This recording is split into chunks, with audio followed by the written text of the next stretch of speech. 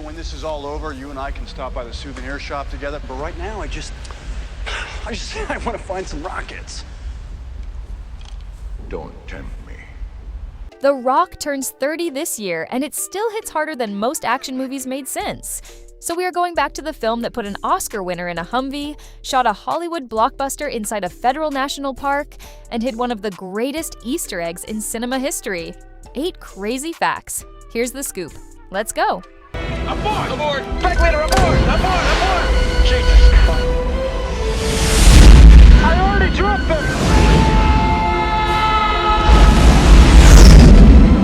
Fact 1, Cage had just won the Oscar when he said yes. Nicolas Cage did not come to The Rock as an up-and-coming action star. He came as the reigning Academy Award winner for Best Actor. He won the Oscar for Leaving Las Vegas in March of 1996, and The Rock hit theaters 3 months later. Hollywood was genuinely baffled. You do not win the most prestigious acting award in the world, and immediately sign on to a Jerry Bruckheimer summer blockbuster. Cage did not care. He later said he wanted to prove that an actor could move between serious dramatic work and mainstream action without apology. He did exactly that, and somehow it worked. You go talk to him. Me? Yes. Sir, I'm not qualified for that. You're an FBI agent. What is your specialty again? Chemical weapons. Don't mention that. Fact 2. The villain is actually the hero. Ed Harris plays General Francis Hummel, and on paper, he is the bad guy.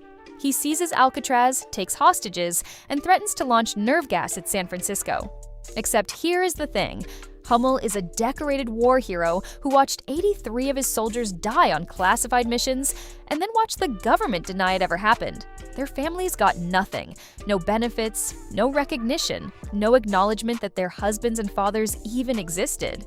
Hummel never intends to actually fire the rockets. He is running the most elaborate bluff in military history to force the government to pay what it owes. He is the most sympathetic villain in 1990s action cinema. And it is not close. You walked into the wrong goddamn room, Commander! God damn it, Commander, one last time. You tell your men to safety their weapons, drop them on the I deck. cannot give that order! I am not going to repeat that order! I will not give that order! What the hell is wrong with you, man? Fact 3. They shot inside the actual Alcatraz. The Rock was filmed on location at the real Alcatraz Island in San Francisco Bay, which is a federally protected National Historic Landmark that receives over 1.4 million tourists every year. Getting the National Park Service to hand a Hollywood production access to that site was an enormous logistical undertaking. The crew had to schedule around the daily tourist operations, had strict limits on what they could alter or damage, and had to transport everything by boat. Every piece of equipment, every cast member, every catering truck crossed San Francisco Bay to get to set. It is one of the most complicated location shoots in 1990s Hollywood, and most people who watch the film have no idea. What's the status? Status is they're dead. They're dead. It's just me and Mason now. He says he's leaving. That is unacceptable, do you hear me? Unacceptable! Well, there's a problem, sir. He's got a gun. Fact 4. The co-producer died while they were finishing it. The Rock was produced by Jerry Bruckheimer and Don Simpson, the partnership behind Top Gun, Beverly Hills Cop, Flashdance, and Bad Boys. On January 19, 1996, while The Rock was still in post-production, Don Simpson died of a drug overdose at his home in Los Angeles. He was 52. The film that hit theaters 5 months later was the last entry in one of the most commercially successful producing partnerships Hollywood had ever seen. The Rock is dedicated to him. Most people who have seen this movie dozens of times have never noticed that card. I don't know anything about you. I know something about you, Godspell. Good speed.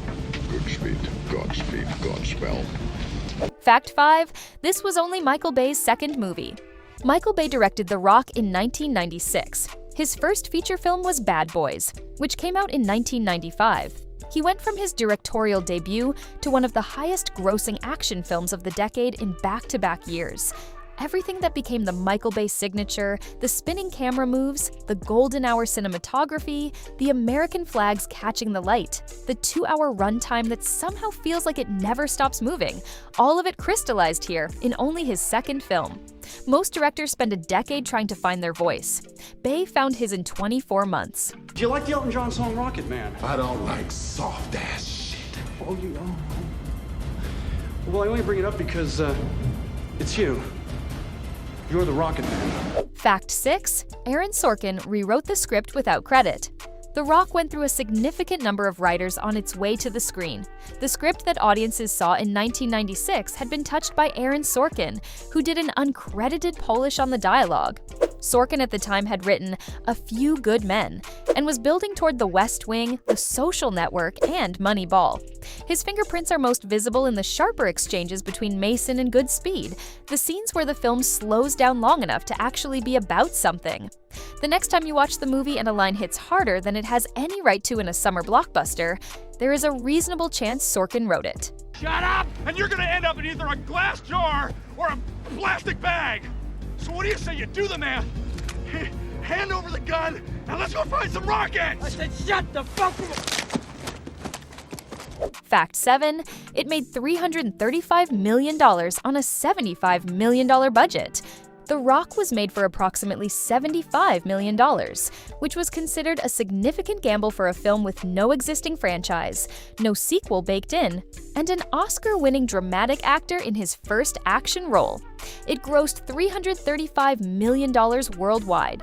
That return made it one of the most profitable films of 1996 and one of the best-performing original action films of the entire decade.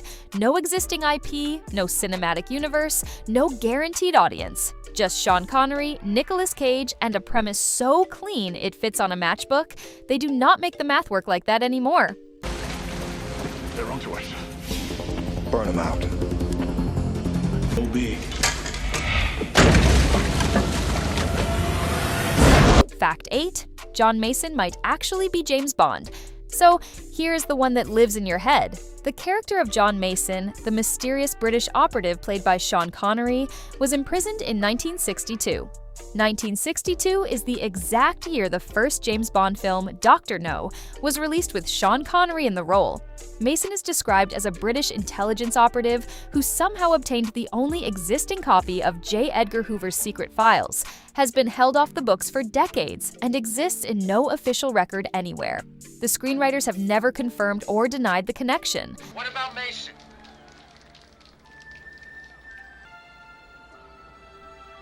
He's dead, sir.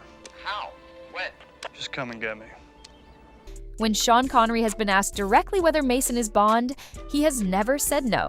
He smiles. He deflects. He moves on. The filmmakers built an Easter egg so specific and so perfectly constructed that 30 years later people are still arguing about it on the internet.